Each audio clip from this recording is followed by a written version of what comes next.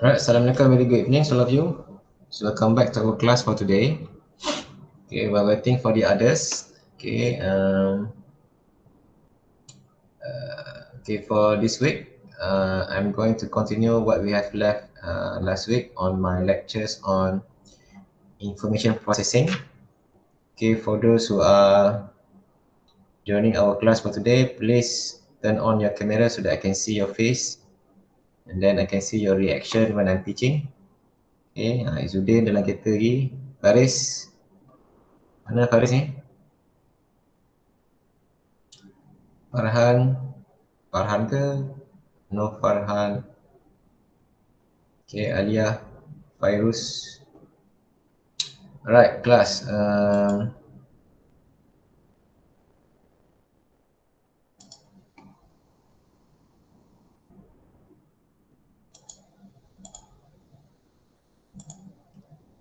Okay, last week we have discussed regarding uh,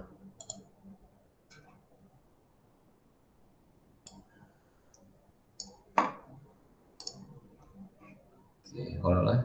I need to adjust this.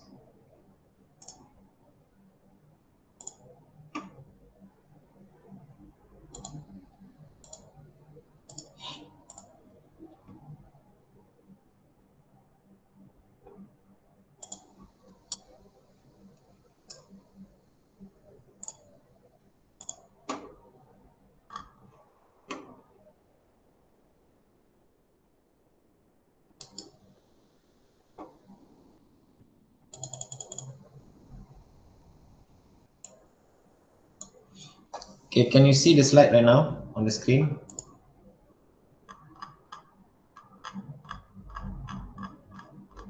Yes. Yes, Yes. sir. Okay, last week I think I stopped here on coordination. So basically, if we want to recap back what we have learned last week, okay, regarding information processing. So we as a human being, we're going to receive information on what we see from our environment. Okay, let's say when we want to do some movement skill. Let's say we want to talk, sorry, we want to walk, run, jog, and so on. Okay, we're going to perceive what lies in front of us. Okay, for example, okay, what are the object that we want to overtake, for example. So when you drive a car, okay, you will see clearly from your window, for example, okay, how far is your vehicle to another vehicle, so that you're going to you can estimate, okay, how far, okay, you can move in a straight line. So before you are obstructing other vehicle, for example, and then when you play sports, okay, either you play like a sport, you play team sport, you play or you play individual sports. Okay, these are the things that you're going to perceive from your environments, and then what you're going to perceive from your sensory receptors, so that you can initiate an action, so that you will accomplish the objective of forming the skill.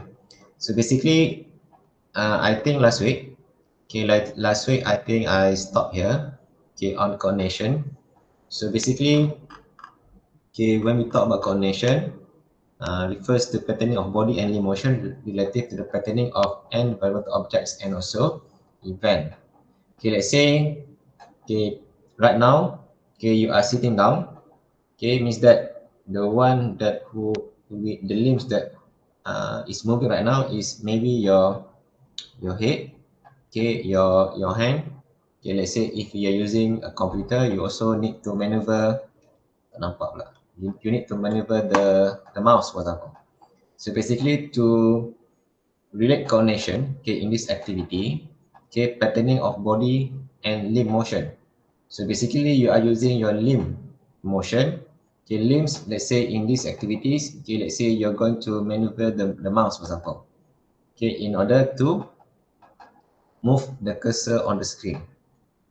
Okay, let's say on my table right now, okay, on my table, you can see mouse here, and then you also can see the keyboard.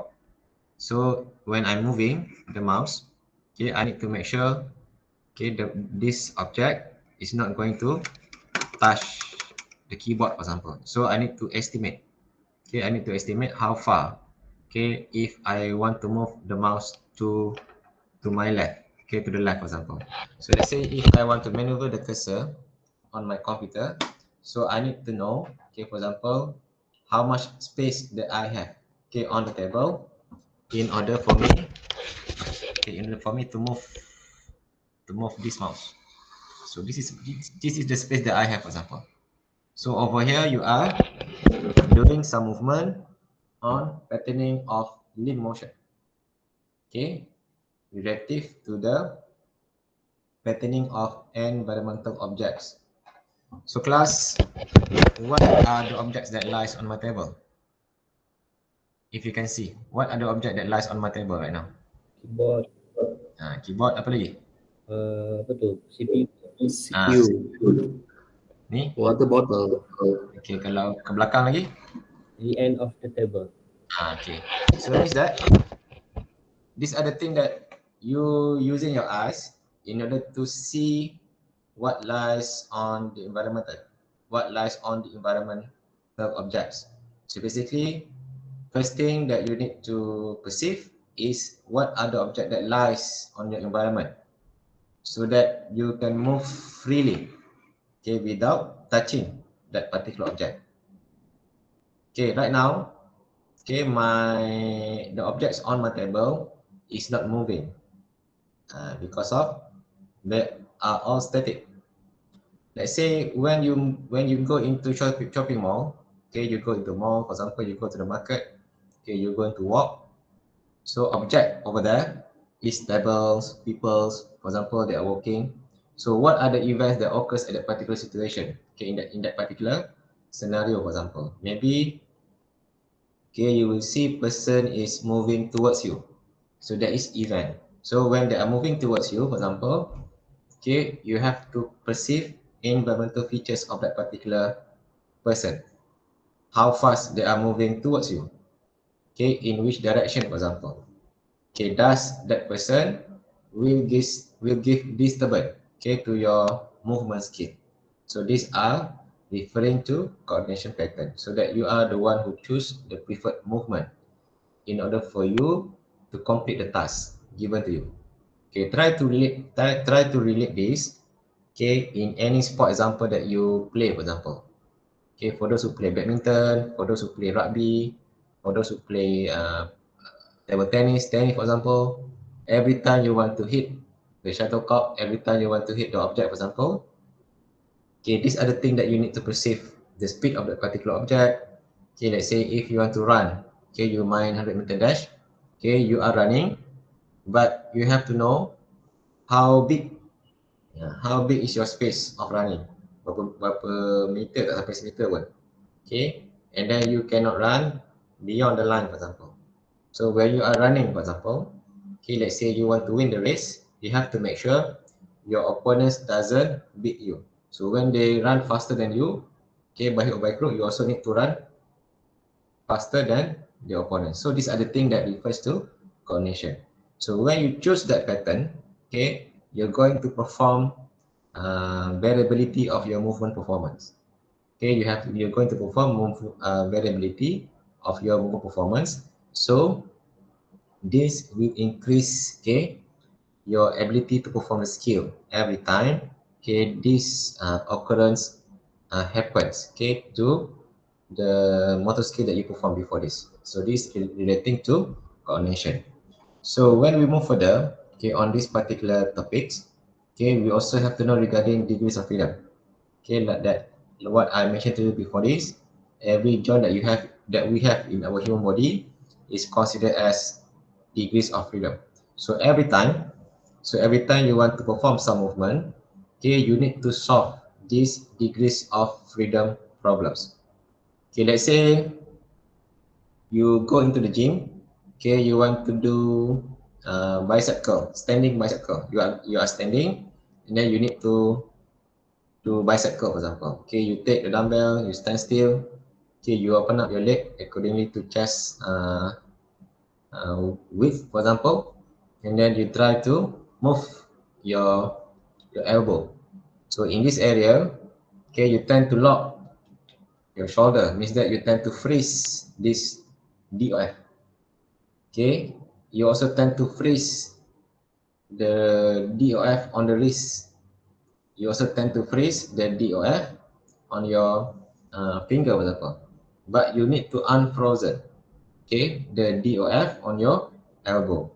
So every time you want to perform any movement activities, okay, you need to know which are the DOF that you want to use or that you want to unfrozen.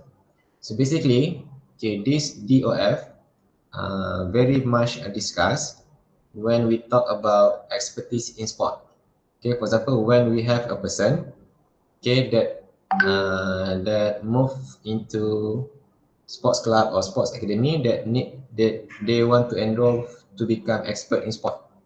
So let's say for those who involve in coaching, for example, okay, for those who involve in coaching or for those who involve with um, coaching methodology, for example, okay, you will come across novice stage of a person, intermediate stage of a person, and expert stage of a person. So if referring to these DOF activities, okay, for those who are novice, okay, they tend to freeze their DOF. Okay, for those who are novice, they tend to freeze their DOF. So that's why if we observe a novice performing any skill, we can see their movement is too rigid, nampak keras, nampak kaku kan. Contoh kalau macam saya lah, okay, I'm still novice in kawat kaki, kawat yang badan uniform tu, saya akan jadi macam robot. Memang tak boleh nak unfrozen my DOF. That's my difficulty. So that's why I move away from any uniform activities because of kalau kawat je saya fail. So saya tak boleh nak terus. Okay, for example. So when you involve in any motor skill performance that the skill is new to you, maybe, okay, you also will involve with degrees of freedom problems. Means that at the first stage of learning of that particular motor skill, you still doesn't know how to unfrozen the DOF. Okay, you still doesn't know how to unfrozen the DOF. Ada tak dalam kelas ni yang masih tak boleh kayuh basikal? Ada? Tak reti kayuh basikal? Ada tak dalam ni? Cuma boleh kayuh basikal kan? Ada tak kat sini yang tak boleh buat motor? Yang lelaki rasa boleh, perempuan boleh? Swimming? Ada yang geleng, tak reti swimming? Okay, cuba ingat balik, first time you want to drive a car. Umur berapa? What age is that? Umur berapa? 17. Basically, most of you learn to drive a car when you are 17 years old. So on that age, for example, okay, you maybe if you still remember, okay, when you hold the steering, you hold the steering of the car, okay, you tend to lock your elbow, tend to lock your shoulder, you tend to lock your wrist region, for example, okay, your head becomes stiff, and then, okay, your movement also becomes stiff. So in this example, okay, you tend to freeze your DOF. So if we take this into sport setting, okay, for those who become a coach later on, contohnya macam siapa ni, Rizwan coach besut ni. Okay, Rizwan is a fitness trainer. Okay, let's say dia dapat klien baru, and then Rizwan tiba-tiba klien tu datang kat dia, first newcomer, first experience doing weight training. Okay, Rizwan ask the client to do squat. Daripada klien tak pernah buat squat, ajar buat squat. So in squatting, for example, okay, you can foresee how many DOF that the person need to manipulate.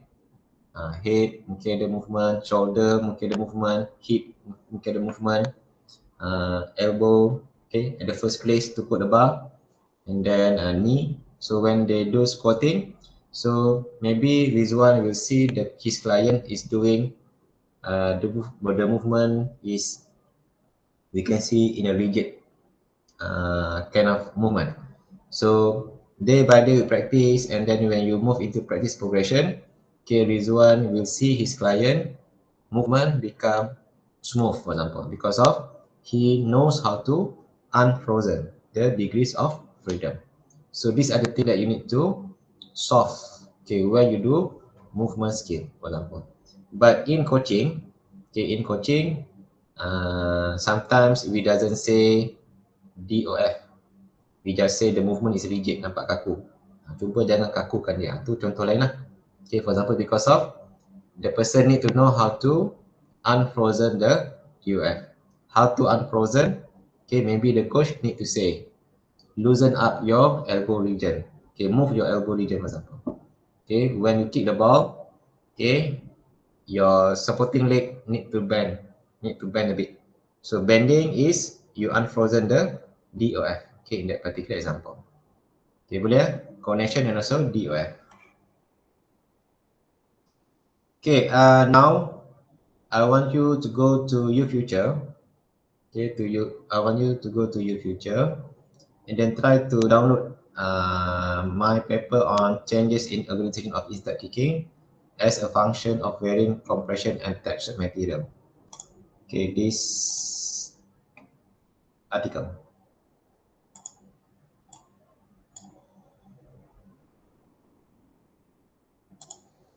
Okay, today I'm going to discuss a bit on this article that relates to coordination. Okay, siapa yang dah download, you can see from your screen, your own screen. So basically this paper when I did this paper when I completing my PhD studies at QUT with collaboration from researcher in NTU, okay, Professor Chow Jiayi. He's my associate external supervisor. So I went to Singapore, okay, to attach with him, and then over there I collect all my data, okay, for my research. So one of the research that I did is on investigating the organization of instant kicking. So basically, for those who play football, okay, instant kicking is the most powerful kicking, okay, for you when you want to kick ball, okay, for example, because of in football there are many types of kicking, curve kick, okay, instant kick, for example. So when a striker want to hit the ball as fast as he can, okay, sometimes he will use instant kicking. Okay, for those who doesn't know, instant kicking is kalau you pakai kasut, you tepak dekat area lace dengan hujung kaki tu dekat situ. So that is the area when the ball is being contacted with the shoe, for example. So that's the area for instant kicking. So basically, this research was conducted to know whether is there any changes, okay, when the players wearing compression and textured material. Sekarang siapa yang tengah pakai stocking dalam gambar-gambar ni? Yang kat rumah maybe tak pakai stocking kot. Faiz, okay, stocking biasa ke stocking kerja ke stocking sukan? Ada 3 jenis. Stocking sukan. Stocking sukan. So basically most of socks, sport socks, okay, bagus. Nampak macam Adidas. Okay, most of sport socks, okay, the sport socks, okay, when they constructed the sport socks, okay, there is a bit of compression, okay, to compress, okay, the tissues, the muscle tissues, the receptors that you have on the skin. But in certain manufacturer, okay, they produce compression socks, which means that the sock, okay, is much more tighter, okay, with certain compression level. So basically in this study, okay, I use, okay,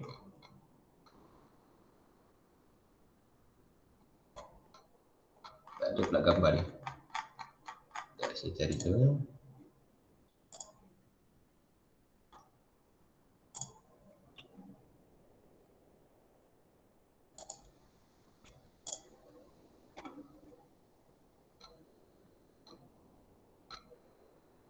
Okay, in this study I use this kind of socks, okay, by 0 Point Company from Finland. Okay, I received the socks from we can say sponsor for my PhD. So the company donated about 40 pairs of socks. Banyak. Until now ada yang belum saya buka lagi. Okay, saya tak pernah tak habis pakai lagi. So because of until now I'm still using the material. to do research for my FYP project, for example, and last 2 years, your seniors conducted similar study on different brand of the compression material. So basically, these are the example that of the sorts that I use for my study.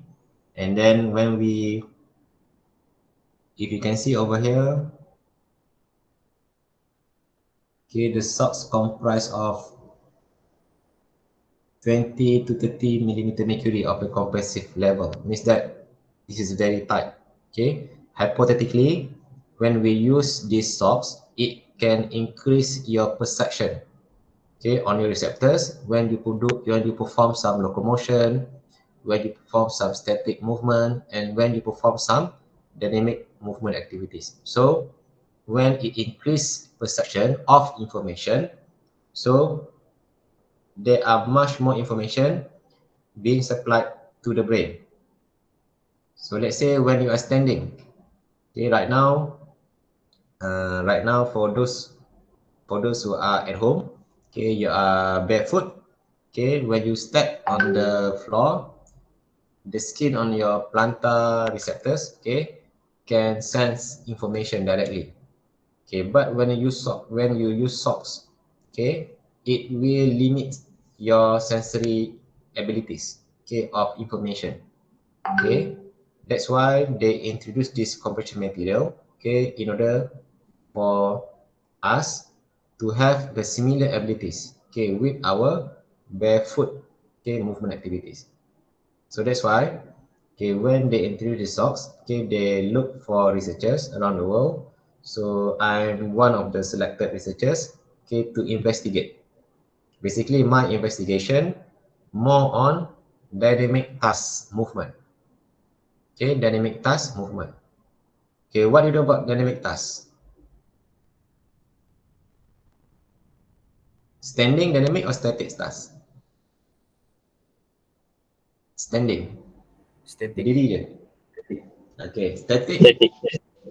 Okay, standing is static. Standing is a static task. Okay, basically on this area of research, okay, the researchers have investigated for more than 20 years of static tasks. So my novelty is that, okay, I break the barrier from static tasks, okay, I move into dynamic fast movement activities. Ini masuk area of research lah. Okay, when you research, for example, okay, maybe you want to find some novelty of your research. So that's why for PhD level, later on when you're going to pursue your PhD, maybe you have to look for novelty of your research that you want to perform.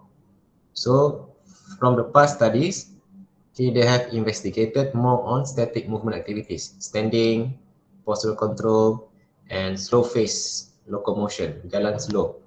But on my study, I'm trying to investigate using textile material, using compression material on kicking a ball, okay, using in-step kicking. So from static movement, from slow phase physical movement, okay, much more into higher pace of movement. Whether using these materials also can perform a better movement on kicking activities. So that's the purpose of this study, okay, for example. Okay, so this is study number 2. Okay, nombor 2. Yang satu you can boleh tengok dalam future. Okay, on my first study, I try to investigate on velocity of kicking, whether using that particular material can improve kicking velocity. Okay, but on the second study, okay, which is related to our topic for today, okay, we're going to know whether using that kind of materials, okay, will improve movement variability. So how to investigate movement variability is that we are going to plot this kind of graph, okay, by plotting this graph, okay, by plotting this graph. So basically, for those who involved with movement profiling, okay, movement profiling. Contohnya you ada team baseball ke, you ada team netball ke, you ada team badminton. Okay, you track the movement by using 2D motion boleh, 3D motion boleh. Okay, next year and next semester, you're going to study sport biomechanics. Okay, in that area, you're going to study movement activities. Let's say when the player move like this, okay, is it good? Okay, in order for you to perform that task. So basically, in studying movement coordination, okay, we want to know whether, okay, the movement of the limbs is in a better pattern than the others. So we also want to track for variability. Okay, variability means if you can see the line here, ada line warna hitam, nampak tak? Ada line putus-putus, ada line warna grey, for example. These are referring to, in this study, these are referring to the condition. Okay, in my study, I have 4 conditions. Okay, maybe in other studies, in other kind of study, okay, they want to track on the numbers of trial. Okay, first trial maybe like this, second trial maybe like this. Kalau let's say the graph is big, means that the performer have a lot of movement variability. Kalau graph tu kecil, okay, semuanya rapat-rapat, okay, means that the performer have less variability in performing the skill. Okay, in your opinion class, besar bagus ataupun kecil bagus? In your opinion? In sports, okay, in sport lah kita pakai sports. Besar. Abdullah, why besar bagus? Why higher movement variability is better for sport performance?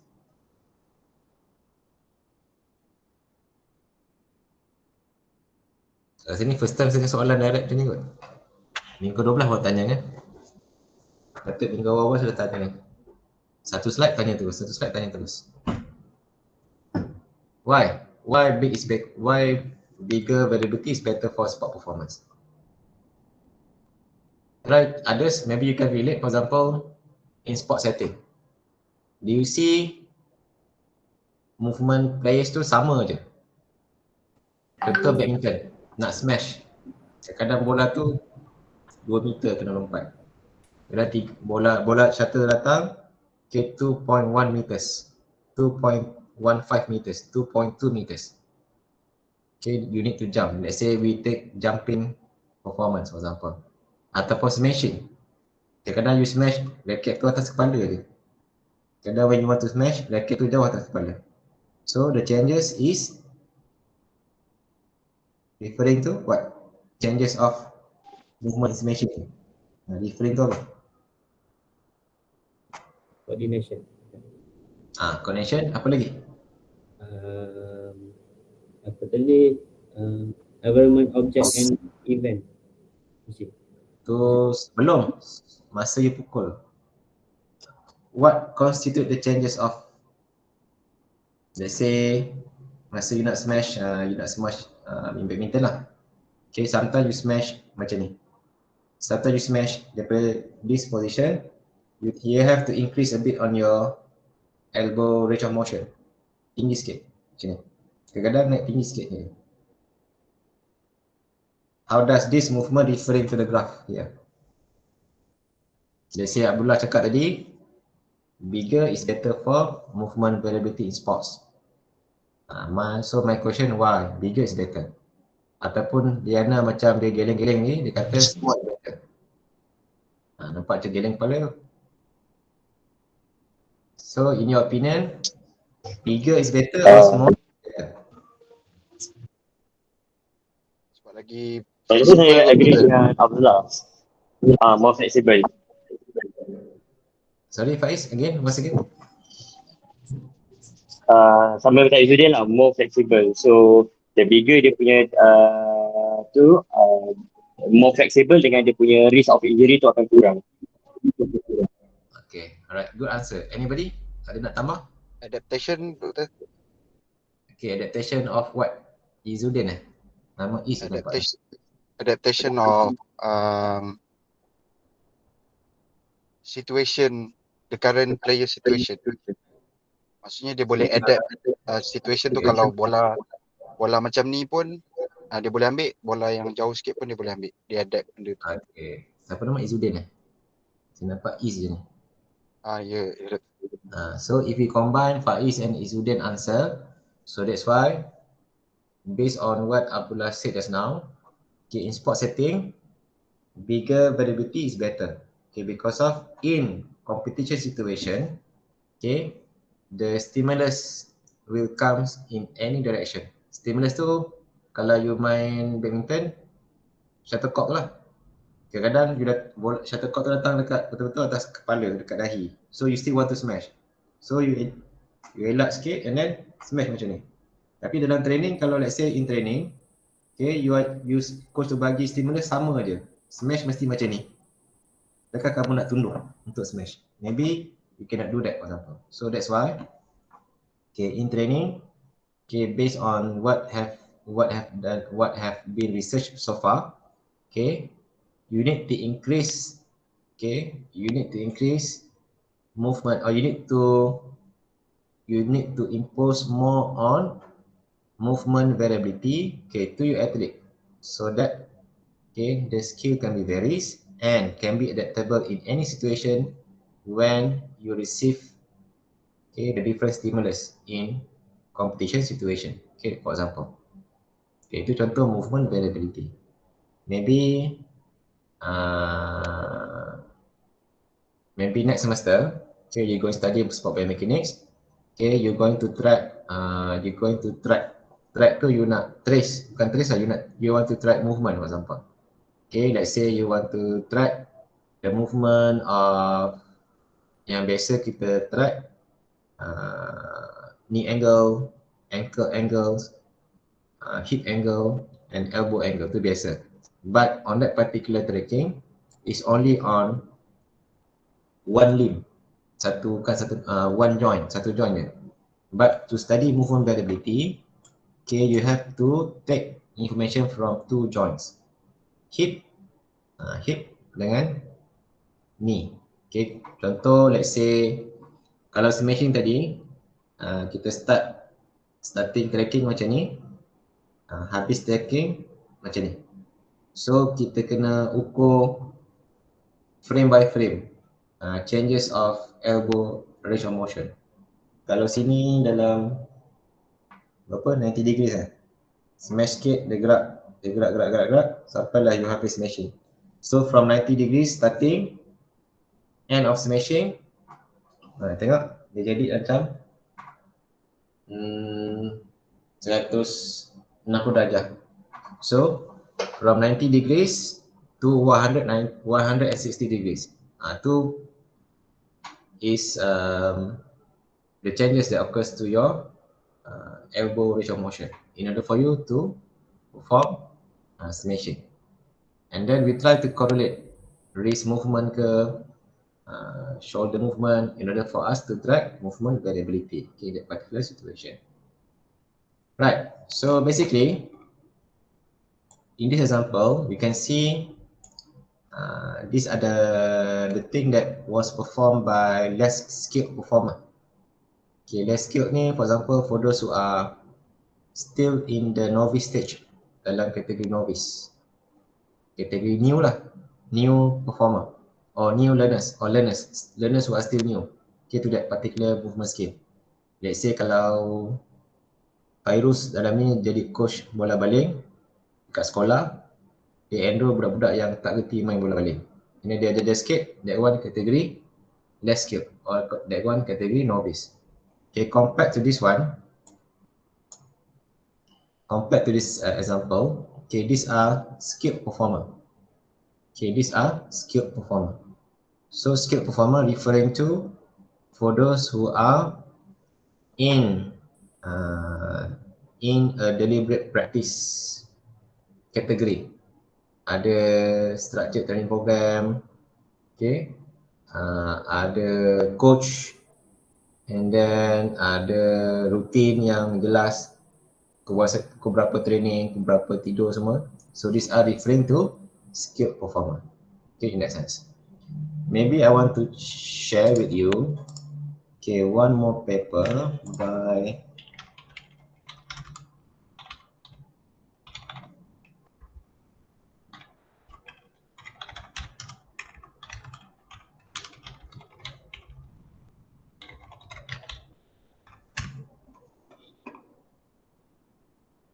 Anderson and Sadway. Kalau ada dia punya full paper lah.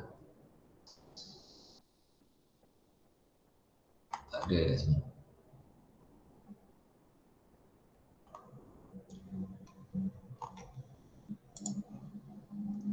So kalau kamu tengok paper ni, coordination changes associated with practice of soccer kick. So in this research, okay, in this research by Anderson et al., Anderson and Sadway. So basically, kalau novice performer, we ask them to do practice. Maybe on the initial stage of learning, initial stage of performing the skill, dia punya coordination pattern tu tak cantik. Okay, masa kicking, masa kicking tu okay. Tapi masa lepas buat contact, okay, he doesn't know how to do follow through. But with practice, we can see some changes on the movement coordination. So that's why, okay, we are still studying regarding movement coordination. So basically this paper was published in 1994. Dah lama dah berpuluh tahun ni. And then there are 204 citation, okay, for the paper. So when I did my paper, I also referring to this paper. I cite the paper because of these are considered as one of the few studies that was conducted on movement coordination. Okay, right now I have two PhD students, okay, doing similar study on movement variability. Okay, satu pasal softball, okay, lagi satu on golf activities. So we want to investigate whether using, let's say in golf, using different kind of golf club, okay, we produce similar or different movement variability. Kalau softball tadi, we want to know whether the effect of training, okay, using striking tee tu ataupun using live pitcher or using ball machine, okay, will produce similar movement variability. Okay, in that sense. Maybe next week or next 2 week, I will ask them to join our class, and then they will provide some information. Maybe they will share with you during presentation. Okay, what are they doing right now? Okay, their progress. Okay, what are they investigating, and then what are the equipment that they use during the study in order to collect data like this. Okay, for example. Alright, any questions so far before I move further? Okay, macam Faiz as a doctor, ada tak suggest compression socks to patient, especially for those who habis baru beranak? Yep. Yang orang baru beranak, orang baru lepas big procedure sebab dia tak bergerak. So compression tu dia boleh elakkan blood clot. Okay. Dia compress blood vessel. Okay.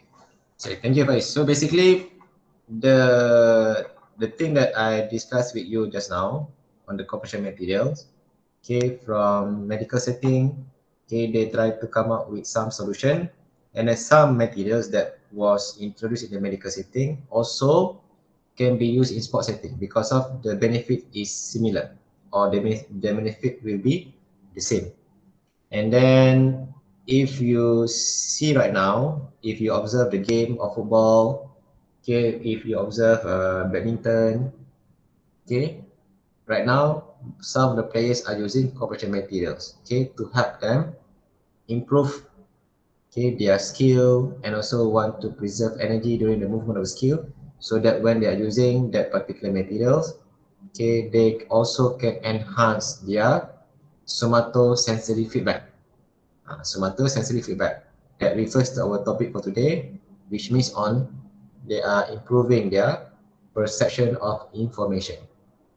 Okay, not only on their eyes, but on their proprioceptors and so on. So that's the purpose of using that such material. Okay, for example. Right.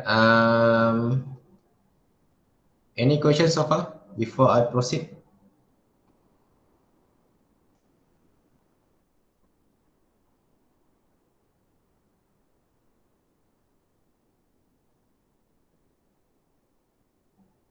Any question? Tak ada, kita move forward. Okay, now cognitive structures or synergies. So basically, you know that we as a human being, when we perform some movement skill, okay, we need to know how to coordinate. Tadi coordinate movement. Okay, now coordinating the muscle. Okay, on our human body, ini contoh. Okay, there are many muscles: bicep, tricep, gastrocnemius, hamstring, quadriceps, and so on, gluteus maximus, and so on. So when we perform some movement, okay, the sequencing of the muscle need also to be coordinated. Contoh tadi macam bicep curl. Okay, kalau tadi kita ada instructor, okay, need to instruct the client to do bicep curl. Okay, to do bicep curl, okay, the muscle that are moving is the bicep.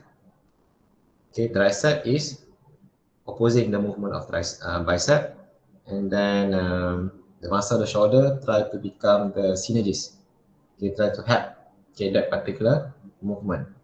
So when we observe a novice movement, when they try to lift the weight, okay, we can see, okay, let's say basically when you do bicep curl, when you involve with novice, masa nak angkat tu, patutnya pergerakan macam ni je. Tapi sometimes when they want to lift the dumbbell, it will move further. So it means that the muscle that need to lock the movement, okay, is being also contracted. So that's why, okay, this synergistic of the muscle need to be in a controlled manner. Okay, in a controlled manner, and then with practice, okay, your muscle knows what to do. Okay, become autonomous system. Okay, when we move further into terms of muscle memory and so on. So this is just a recap. Okay, movement emerged from constraint, individual, environment, task. Then you can see quality movement, okay, will occur. Kalau environment, let's say right now we're discussing on the perception of information. Okay, task, what is the task that you need to perform? And then individual, you are the person who's doing the skill. Whether kalau tadi bicep curl, okay, you angkat dumbbell tu, ni contoh dumbbell. Okay, whether you feel that, okay, the weight of the dumbbell is okay with your body strength. Contoh, kebanyakan exercise person pergi gym, itu ambil dumbbell yang berat. Tapi their body strength is not equivalent to that particular weight of that particular dumbbell. So these are referring to individual itself. Let's say kalau for those who play football, tiba-tiba dapat free kick. You as a striker, okay, you doesn't know how to estimate the distance of the free kick to the goal post. You rasa boleh sepak bola tu sampai, tapi you sepak bola tak sampai. So these are referring to the individual body strength. Okay, that referring to the task, they also referring to environment. Okay, for example. Alright, context-specific variables by Bernstein, anatomical, okay, mechanical, and physiological. This one you can read through on your own. And then ecological system, okay, biological motor system, mechanical system that interacts and adapt to its environment. And then basically over here, we are trying to propose on the muscle memory. Okay, muscle memory means, okay, with practice, in certain condition, your muscles straight away knows what to do. Okay, dapat bola, tak perlu process information terus sepak. So these are referring to muscle memory. Means that you can skip the process of information processing, okay, for that particular situation. But basically this one need practice. Macam Hafizuddin sekarang ni dalam kereta kan, tengah berhenti ke apa tu? Hafizuddin nama dia ni. Belum lagi. Tengah drive kan. Hafizuddin tengah drive for example. Okay, because of 10 years of driving, dah improve the experience of driving. Kalau ada stimulus yang emergency, straight away knows what to do. Belok ke, speeding ke for example, these are referring to ecological system. Okay, interact and adapt to its environment. And then a form of muscle memory, procedural memory means that okay, in our memory, okay, in our brain structure, okay, there are terms known as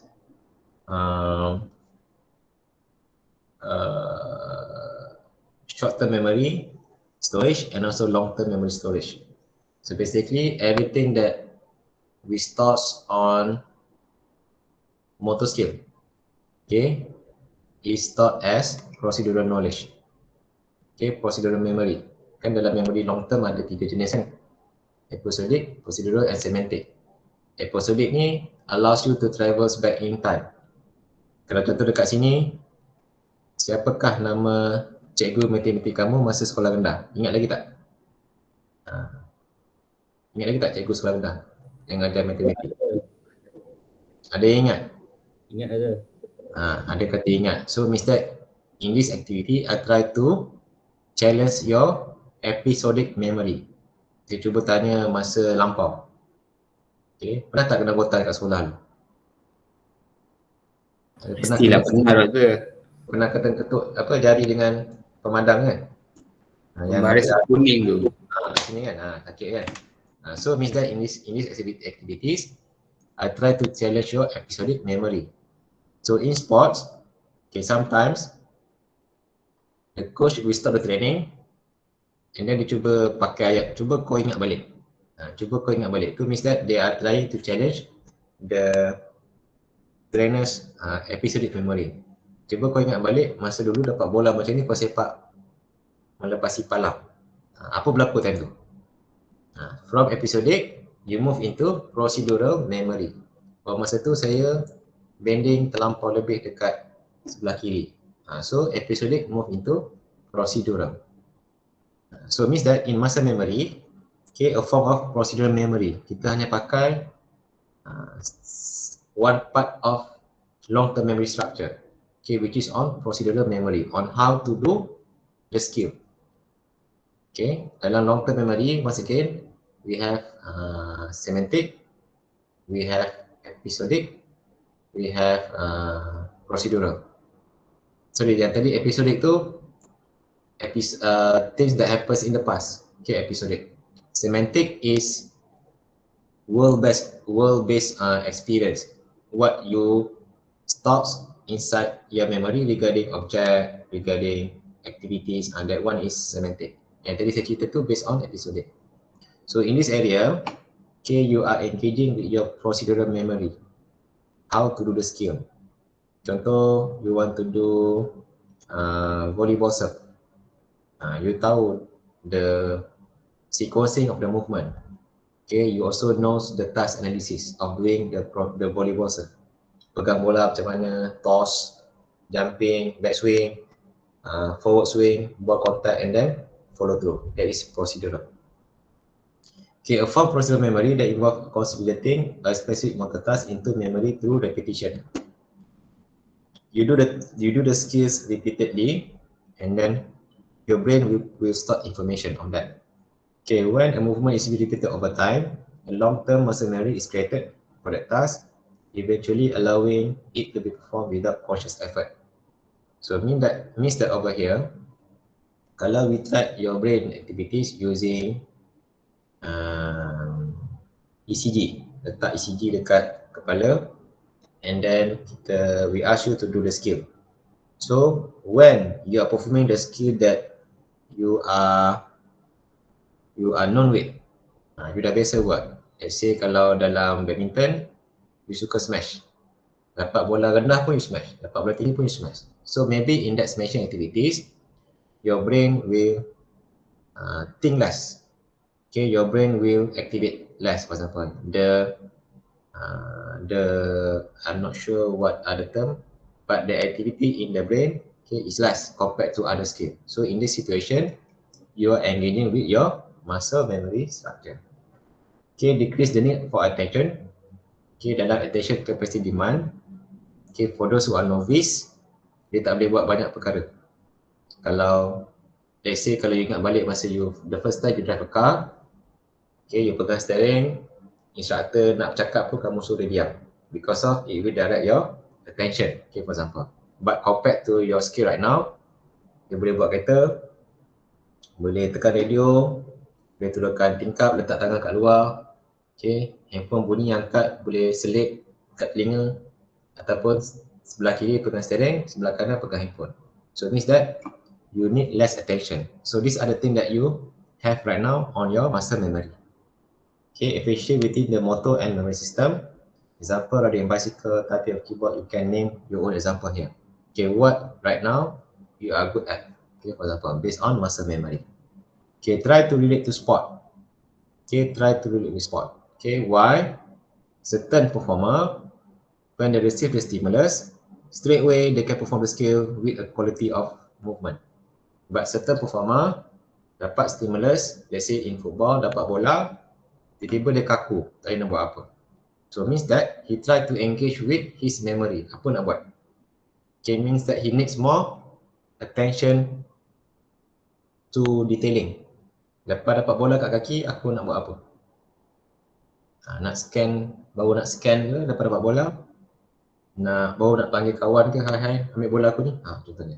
So these are the thing that refers to the movement skill that relates to muscle memory structure. Okay, try to discover about yourself right now. Now semua dah berumur, semua dah berumur, dah lebih 20 tahun ke atas. Okay, this some skill that you have right now, okay, is repetitively performed. Contoh walking.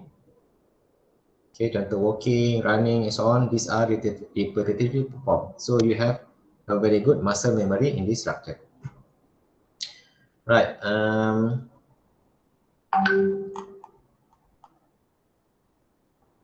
Okay, a bit on critical system. Okay, when you perform the skill repetitively, you will self-organize on your movement, and then images of complex patterns of organization using template memory, and then we have example video that I cannot show you today. Maybe I will include the video in your future, and then you can try regarding finger movement study, anti-phase and out-of-phase. Okay, this is the same video that I used during my undergraduate lecture to discuss about coordination and so on. And then this you can read through, and I think this is the last one. Okay, concept of affordances in skilled movement. Okay, main purpose of skilled movement production is to fulfill a specific environmental objective. Okay, let's say when you are driving, okay, the objective of driving is you want to move from point A to point B. But during your driving, you have to look closely on your environment. Okay, means that kalau objective of driving, okay, in environmental features, okay, the purpose is that you are trying for not to collide with other object on the road, for example. Kalau ada lori depan, jangan langgar. Kalau ada kereta kat depan, jangan langgar. Kalau ada orang kat tengah jalan, jangan langgar. So, okay, this referring to affordances. Okay, what environment features that offers to you, okay, in order for you to complete that particular objective. Okay, these are referring to affordances. Okay, affordances. For example, the purpose of kicking penalty kick in soccer, okay, kicking is skilled movement production, is to score a goal. Okay, in order for you to achieve your environmental objective. So skilled movement, okay, any skilled movement properties, okay, you have to rely heavily on your environment. Okay, what lies on your environment in order for you to perform that particular motor skill performance. So maybe you can read through based on what I shared to you before this. Okay, in my study also include some information regarding affordances. Let's say you have this information by using compression material. Okay, what offered to you in the brain. Okay, you have the information, you use it, and then you try to perform a very skillful movement performance, okay, that particular situation. I think my lecture ends here, okay, for this particular chapter. Okay, if you have any question regarding this topic, okay, you can turn on your mic and then we can do some discussion before we stop for today. Okay. Doktor. Yes, siapa ni? Faris. Okay, Faris. I have one question. Okay. Okay, for muscle memory, if we have left our workout for 3 to 4 months and we tend to come back if we start workout back after a long time rest, is it related to our muscle growth?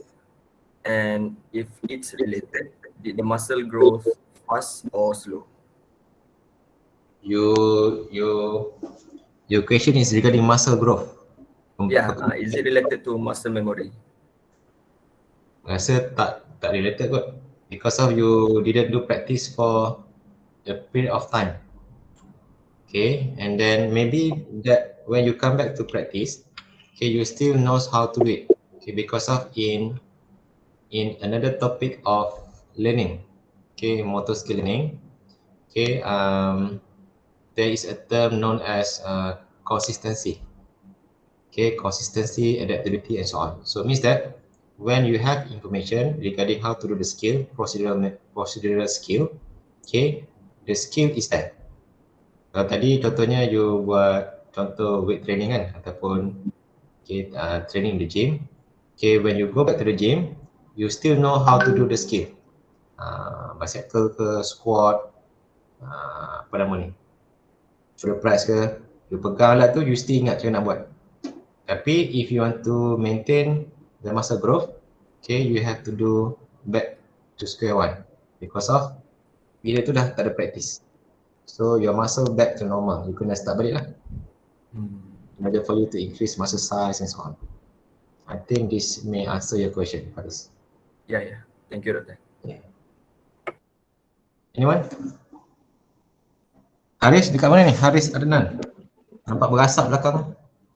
Background. Awan putih ni. Haris Ya, Adnan. betul. Dekat mana ni? Kat rumah. Area mana tu? Ya? Area mana rumah? Setting tengah dekat Jempol. Oh, okay. Okay. Anyone? Any questions?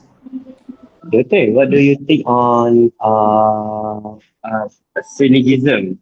Is it good for the practice since syllogism, macam Dr. mention tadi, bila you punya you nak isolate, so you thought macam bila training bicep, you should focus on bicep and not the other part of the body. Tapi bila you angkat berat more than you punya body punya capability, so you dah hit another muscle. So rather than you angkat bicep saja, you dah influence a bit on the tricep.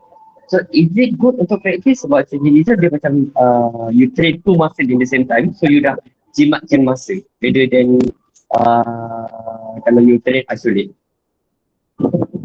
Basically, your answer is a bit on strength training. Okay, if I'm not mistaken, a bit on strength training. So it means that, okay, in strength training principle, okay, there is a term known as specificity. Okay, specificity of practice, whether you want to, let's say, on that particular movement, you want to train on your bicep muscle. Okay, but if we take example specificity of training in conditioning, okay, to synergies. Okay, synergies referring to when you perceive information, when you have all the information how to do skill, okay, when you got that stimulus, okay, your body knows how to do that particular skill, okay, in the area. So, okay, back to conditioning, for example, okay, certain activities, okay, need to be isolated. Okay, kalau you nak train your bicep, okay, because of in conditioning, kita ada prime mover bicep, contohnya bicycle kan. Kita ada prime mover, kita ada bawah ni, kalau saya ingat tricep. Kalau ni prime mover, yang ni oppose the movement of prime mover. Okay, and your deltoid, okay, will be the stretch muscle. Try to stabilize, okay, this particular movement. So basically, kalau let's say in conditioning, kalau you want to do bicep curl activities, this will increase the contraction.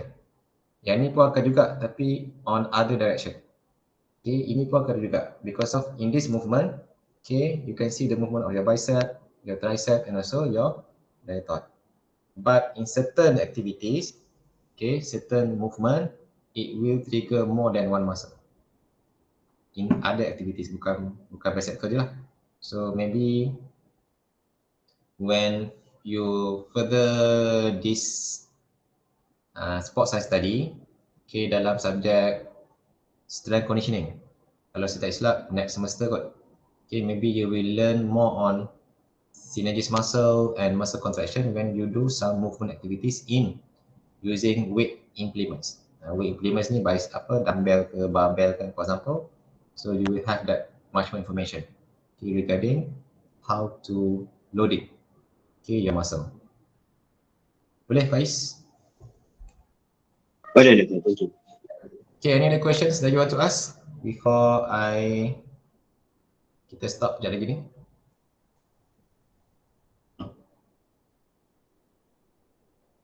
Any question class? Right, kalau tak ada, now I want to discuss with you regarding your assignment. Assignment. Any issues in writing the assignment? You have a big task, I know. First task is you have to submit your journal article. Okay, that one refers to your effort in doing simple experiment in this study, in this area of study, when you got the data, and then you have to write, okay, your findings, okay, in a journal article format. Any problems in doing that? Okay, any problems so far? Berapa pelajar satu grup? Berapa student? Yeah. 3. So far 3 kan? Anybody? Grup kami ada 4. Okay. Ada yang tarik diri tak? Berhenti daripada belajar? Ada doktor. So far our SEM itu ada. And then tengah-tengah SEM ada lagi tak yang drop subject ke? Ada doktor. Okay. So class rep nanti mana Liana? Liana. Saya. Alia. Sorry? Saya Class lah rep? doktor. Oh, okay. Tadi tak nampak Alia ni. Saya tutup. Ada. Saya ada. Tadi saya share screen, dia nampak sikit. So nanti Alia inform saya nanti besok ke siapa yang you bagi list nama yang asal tu. Okay. And then siapa yang drop subject, siapa yang extend semester. Drop subject, subject lagi lain dalam SEM ni. So kalau yang extend semester tu, so let's say kalau your group members drop subject atau your group members extend semester, means that you have less person, okay, in your group. So you better stay with the remaining numbers of your group and then try to fulfill, okay, the assignment for example. And then I hope all of you can give your time, okay, to your group members, okay, because of ada 2 minggu je kan? Sekarang minggu 12 Now week 12 kan?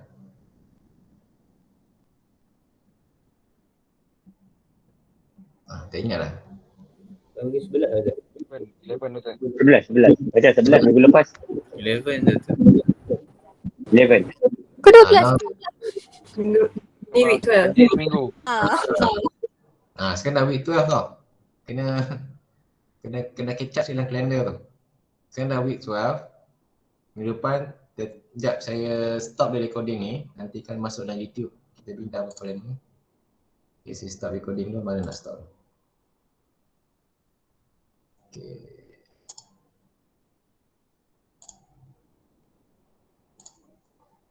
Okay, now dah minggu 12 tau. Okay, dah minggu 12. Ada lagi?